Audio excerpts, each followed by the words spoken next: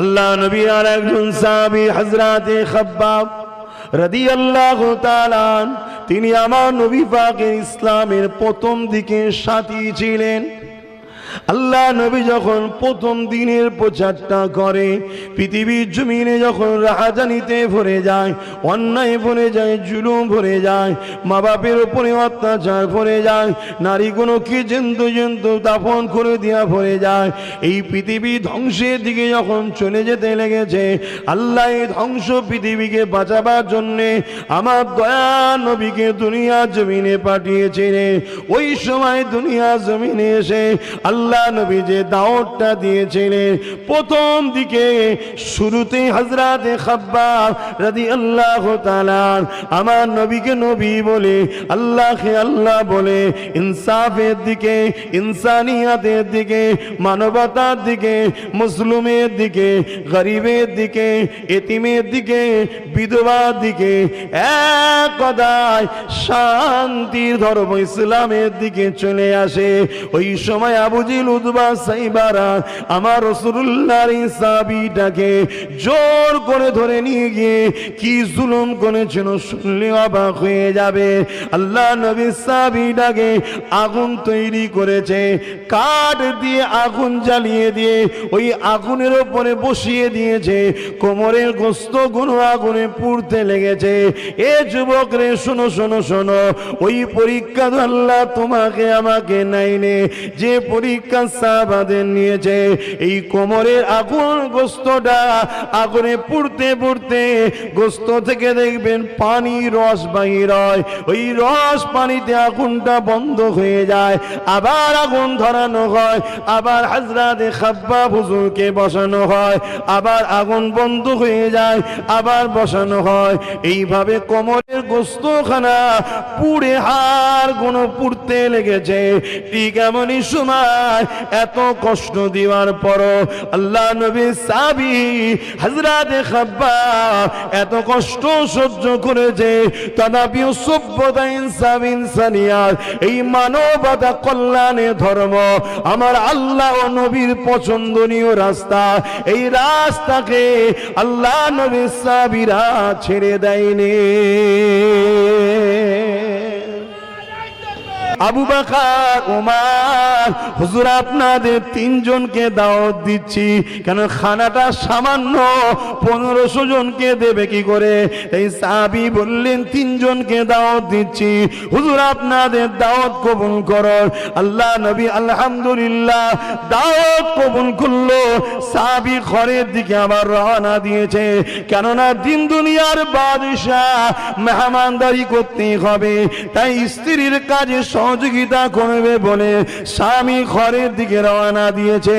কয়েক পা এগিয়ে আসার পর আল্লাহ নবী আওয়াজ দিলেন, এ আমার অনুচরেরা, এ আমার সাহাবারা, পুরো 1500 সাহাবা দাঁড়িয়ে গেলে আল্লাহ নবী তাদেরকে লক্ষ্য করে বলে, চলো সাহাবারা, তোমার এই ভাইয়ের বাড়িতে দাওয়াত, সবাইকে দাওয়াত দিলাম, চলো সবাই তোমার এই ভাইয়ের বাড়িতে খানা খাবার দাও।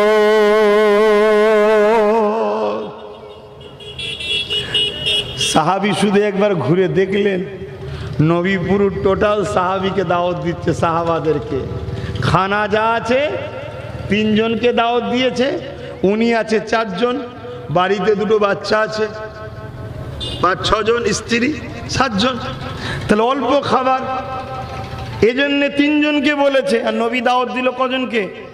সবাইকে। সাহাবী চিন্তায় পড়বে না পড়বে না বলুন? সাহাবী ঘরে গেছেন, যে স্ত্রীকে সব শুনিয়েছে যে আমি খুব পেরেশানে আছি। কেন কেন? যে রাসূলুল্লাহ পুরো 1500 সাহাবাকে দাওয়াত দিয়েছে, খাবার তো অল্প। আহা, স্ত্রীও কত আল্লাহ ওলি ছিলে দেখেন, কত নেক বান্দি ছিলেন দেখেন। তাই নবী বলেছে, রূপ দেখো না, দিনদারি দেখো, গুণ দেখো। রূপ আজ আছে কাল থাকবে না, দিনদারি দেখো, দিনদারি। তার মধ্যে যদি নবীর প্রেম থাকে, আল্লাহর ভয় থাকে, এরকম স্ত্রী দেখে বিবাহ করো, জানবে বাইরে বেরিয়েও নিশ্চিন্তায় থাকতে।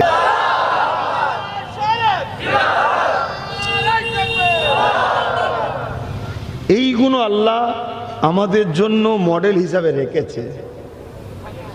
আর আজকে আমরা সামান্য একটু চাপ এলে ঘাবড়ে যাই, একটু অভাব এলে ইসলাম বিরোধী হারাম ইনকাম করতে শুরু করে দিই। আল্লাহ নবী সাহাবী হযরত খাব্বাব হুজুরের উপরে শুধু জুলুম হয়েছে তা নয়, যুগে যুগে যারা ইনসাফের পক্ষে ছিল, মানবতার পক্ষে ছিল, হক নাই সত্যের পক্ষে ছিল, তাদের উপরে জুলুম হয়েছে।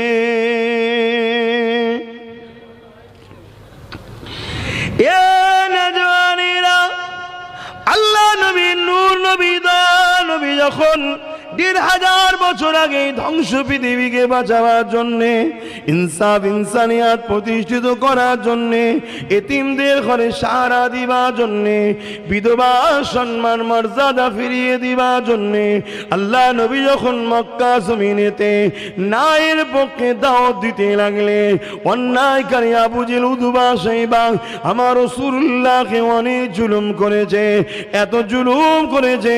আল্লাহ নবী মক্কার পাশে তায়েফের জমিনে চলে গেলে, ওই তায়েফের জমিনে গিয়ে আল্লাহ নবী ন্যায়ের কথা বলতে লাগলেন, ইনসাফের কথা বলবেন বলে এগিয়ে গেলে, কিন্তু মক্কার জালিম আবু জেহেল উতবা সাইবারা তায়েফের মানুষদিগকে জানিয়ে দিল, মুহাম্মদ তোমাদের তায়েফে যেন ঢুকতে না পারে, মুহাম্মদকে রুকে দাও, কেননা মুহাম্মদ যে কথা বলে এতে গরিবদের কৃতদাস প্রথা বন্ধ হয়ে যাবে।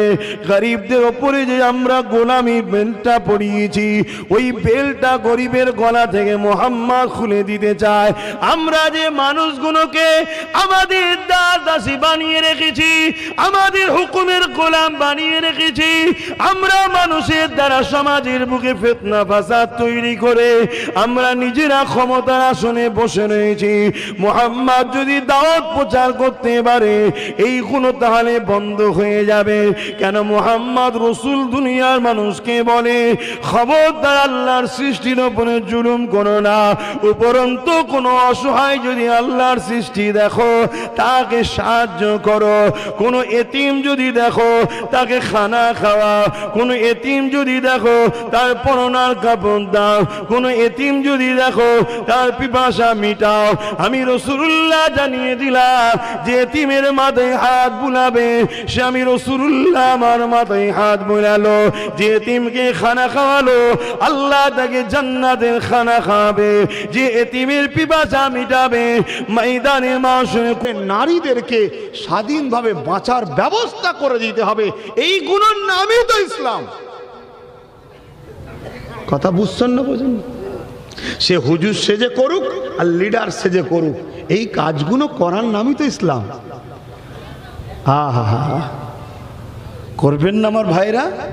গরিবের পাশে দাঁড়াবেন না, অসহায়ের পাশে দাঁড়াবেন না, বিধবার হয়ে কথা বলবেন না, এতিমের হয়ে কথা বলবেন না, এগুলো তো বলা দরকার। আর এইগুলোই তো আমরা শিখাই। 100 বার শুনতে শুনতে শুনতে একটা ছেলে হলেও চেঞ্জ হয় না? হয় না? কথা বলো, চেঞ্জ হয় না? হয় না? যে না আমার আল্লাহ খুশি হবে গরিবের পাশে দাঁড়ালে। শুধু এটা না, আল্লাহ নবী একদিন সাহাবাদিগকে নিয়ে এক লড়াইয়ের ময়দানে গেলেন। হক নাকের বিরুদ্ধে লড়াই। আল্লাহ নবী 1500 সাহাবা নিয়ে ন্যায়ের পক্ষে, ইনসাফের পক্ষে, গরিবের পক্ষে, মানবতার পক্ষে আল্লাহ নবী জালিমদের বিরুদ্ধে লড়াই করতে গেছে। এমন সময় সাহাবারা খনন করতে লেগেছে। ওই খননের মধ্যে সাহাবাদের শরীরে বড় ক্লান্ত হতে লেগেছে, আর ক্ষুধার্তর জন্য পেটখানা ঢুকে গেছে। আল্লাহ নবী নিজেও মাটি খনন করছে, আল্লাহ নবী নিজেও বয়ে বয়ে মাটিকে সরাচ্ছে। এই অবস্থা দেখে ওই পাশে একজন সাহাবী ছিলেন, তিনার বাড়ি সেখানে ছিল। ওই সাহাবী ফিরে এসে স্ত্রীকে বলতে লেগেছে, আহারে দয়া নবী বড় ক্ষুধার্ত রয়েছে, ঘরে কি কিছু খাবার রয়েছে? স্ত্রী বলল, তেমন কিছু নেই, সামান্য জবের আটা রয়েছে আর একটা ছোট বকরি রয়েছে। আল্লাহ নবী জবাই করে দিলেন। স্ত্রীকে বললেন, রান্না তৈরি করো রুটি বানান। সাহাবী চুপি চুপি গিয়ে আল্লাহ নবীর কানে কানে বললেন, ইয়া রাসূলুল্লাহ হাবিবাল্লাহ, আপনি কোনো পানি থাকবে না, আবে কাউসারের পানি ছাড়া আমি রাসূলুল্লাহ জানিয়ে দিই, এতিমদের পিপাসা মিটানোকারী দরদি গুণকে আমি নবী ওই দিন কাউসারের পানি দেব। আরো জোরে বলুন সুবহান। দুনিয়া তো চাই এতিমের সম্পদ দখল করব, এতিমকে ঘর থেকে বার করে ঘরটাও দখল করব, কি চাই না? চাই না। এতিমকে আমার জায়গা মজবুত করার জন্য গুন্ডা চোর বানাবো, চাই না? চাই না। আর মুহাম্মদ রাসূল চান এতিমকে সাহায্যকারী, আমি রাসূল আমাকে যেন সাহায্য করলো, আর আমার সাহায্যকারী আমার সাথে জান্নাতে থাকবে। তাই আবু জেহেল চাইবে রাসূলুল্লাহ দিন প্রচার হোক? তা আজকে সেই নবীর কথা যারা বলবে এদের মাহফিলগুলো সমাজের বুকে ভালোভাবে হোক, এটা কি আজকের জালিমরা চাইবে?